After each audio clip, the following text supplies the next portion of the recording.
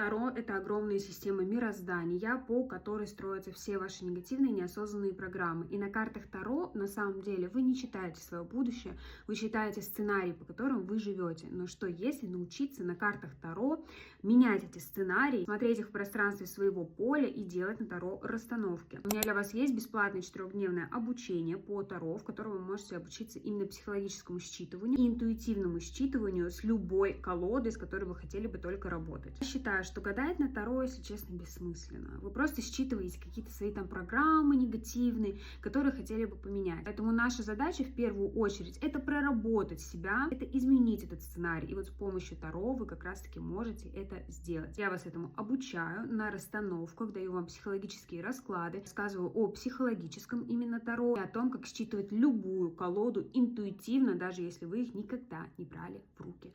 По ссылке в шапке профиля, либо в телеграм-канале Психоз. Целую, ваша Елизавета.